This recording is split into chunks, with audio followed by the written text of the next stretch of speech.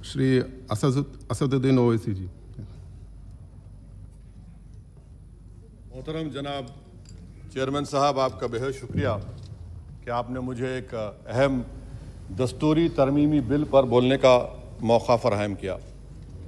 मोहतरम चेयरमैन साहब, मैं आपकी जानिब से बरसर इख्तिदार जमात को मुबारकबाद देना चाहता हूँ कि आज उन्होंने जो दस्तूरी तरमीमी बिल को लाया है, आप शाबानों के उस कानून के लाने के नक्श कदम पर चल रहे हैं। मुबारकबाद देता हूँ आपको और उम्मीद करता हूँ कि इसके बाद बरसर इख्तिदार जमात के ज़िम्मेदारों की ज़बानों से बार बार शाबानों का जिक्र नहीं होगा, क्योंकि ये आपका दस्तूर में इस बात की इजाज़त है कि सुप्रीम कोर्ट अगर कोई फ़ैसला देता है तो सरकार को इस बात की इजाज़त है कि वो उस फैसले के ऊपर कानून बनाए, जो आपने किया। तो इसलिए मैं कह रहा हूं कि आपने शाबानों की रिवायत को बरकरार रखा, आपको मुबारकबाद।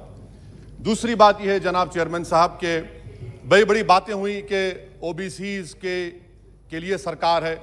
मैं इसको डिस्पेल करता हूं, एक्सपोज करता हूं। ये सरकार ओबीसीज के लिए नहीं है। क्यों नहीं है? National commission of scheduled caste, national commission of scheduled tribe जो है 338B में उनको जो इख्तियार दिया गया है वो प्लान एंड पार्टिसिपेट करने का। आप ओबीसी में एनसीबीसी कहने के खाली एडवाइस करना, यहां पर प्लान और पार्टिसिपेट है ही नहीं। तो ये आपका एक्सपोज करता है आपकी हिपोक्रेसी को और आपकी मुनाफिकत को। दूसरी बात यह है कि रोहिणी कमीशन ने कहा कि 10% ओबीसी 50% रिजर्वेशन को हासिल कर रहे हैं और 20% जाते हैं, इनको कुछ नहीं मिल रहा है। तो सब कैटेगराइजेशन क्यों नहीं कर रहे आप? अगर आप ओबीसीज के लिए हैं तो उन मखसूस कास्ट के लिए आप हैं, आप तमाम ओबीसीज के लिए नहीं है। यह आप ही का रोहिणी कमीशन ने आया है। तो सब कैटेगराइजेशन आप करेंगे नहीं करेंगे? तीसरी बात यह है कि सर ये कैसा बात है कि अगर रियासत तेलंगाना में जो मुसलमानों की बैकवर्ड कास्ट हैं उनको रिजर्वेशन मिलता है मगर सेंट्रल लिस्ट में उसका जिक्र नहीं होता। तो एक ऐसा कानूनी मैकेनिज्म बनाने की जरूरत है कि अगर किसी स्टेट और रियासत में वो ये तय करती है कि ये हमारे स्टेट की ओबीसी है तो सेंट्रल लिस्ट में उसका रिफ्लेक्ट होना चाहिए। मिसाल के तौर पर बिहार में सुरजापुरी जात का जिक्र ही नहीं है सेंट्रल लिस्ट में, तो इसका हुकूमत करेगी नहीं करेगी। चौथी बात यह है कि आप क्यों डर रहे हैं? नरेंद्र मोदी की सरकार क्यों डर रही है? 50% को क्रॉस करिए ना। जब प्यार किया तो डरना क्या, तोड़ जाइए 50% को। क्यों 50% को डर रहे हैं आप?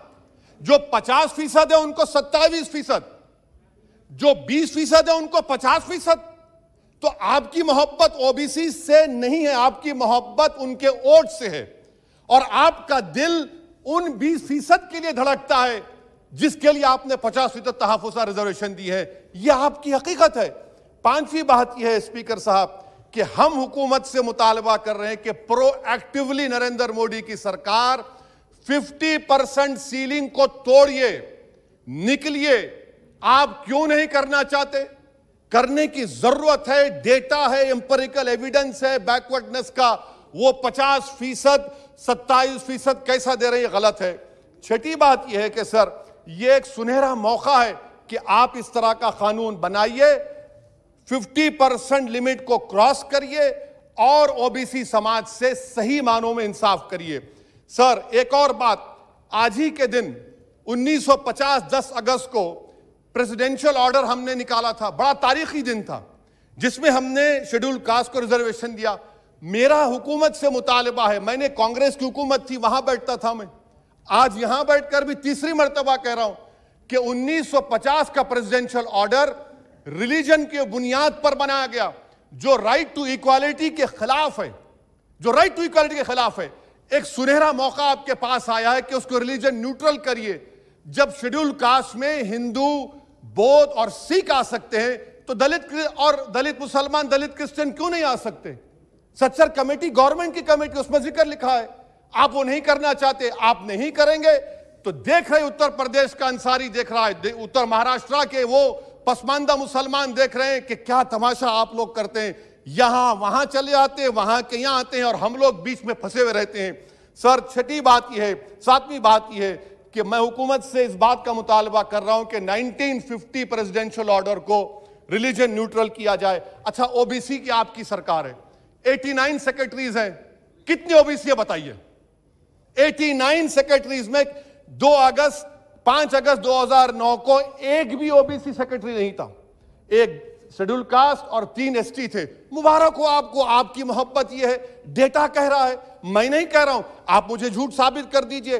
अच्छा, सेंट्रल यूनिवर्सिटी में सर, सेंट्रल यूनिवर्सिटी में 51.6% ओबीसी के पोस्ट वैकेंट हैं। इसीलिए मैंने कहा कि आपको उनके वोट से मोहब्बत है, उनको जमीन से आसमान पर उठाने से आपको कोई मोहब्बत नहीं है, यह हकीकत है सर। और सर, ये यहां पर बैठकर मैंने हमारे कांग्रेस के लीडर की तकरीर को सुना, शिवसेना वाले कह रहे हैं, एनसीपी वाले कह रहे हैं मराठा मराठा। भाई साहब, महमूदुर रहमान कमेटी की रिपोर्ट ने कहा था महाराष्ट्र में कि मुसलमान सोशली एजुकेशनल बैकवर्ड है, जो बॉम्बे की हाईकोर्ट ने उसको अपहेल्ड किया, और आप सिर्फ मराठाओं की बात करते हैं, मुसलमानों की बात क्यों नहीं करेंगे? वो 50 कास्ट जो मुसलमानों की बैकवर्ड है महाराष्ट्र में, वो देख रही है आपके इस तमाशे को और आपको एक्सपोज करके रहेगी। आप उनकी बात ही नहीं करते। मराठाओं को जरूर दीजिए, मगर आपके इस बड़े दिल में क्या उन गरीब मुसलमानों के लिए धड़कता हुआ दिल नहीं है कि हम सिर्फ भिखारी हैं, आपका वोट हासिल करेंगे, आपको नेता बनाएंगे, मुख्यमंत्री बनाएंगे, प्रधानमंत्री बनाएंगे, और हमको क्या मिलेगा? इफ्तार की दावत और मुंह में खजूर, रिजर्वेशन नहीं मिलेगा हमको। ये कौन सा इंसाफ है सर?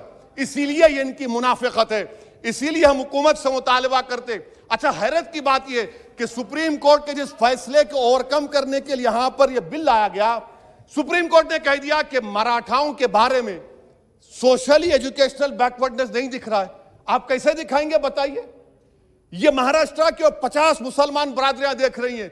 इसीलिए हम हुकूमत से कहना चाहते हैं कि, और मोदी सरकार से, कि आप ओबीसीज के अपलिफ्टमेंट के लिए नहीं हैं, आप मजलूम के साथ नहीं हैं, आप कमजोर के साथ नहीं हैं, आप बेरोजगार के साथ नहीं है। हां, एक हकीकत है, आप ताकतवर के साथ थे और ताकतवर के साथ रहेंगे। आपको वोट की जरूरत है, ओबीसीज और वो जो मुसलमान बरादरियां नीचे, उनको उठाने की जरूरत नहीं है।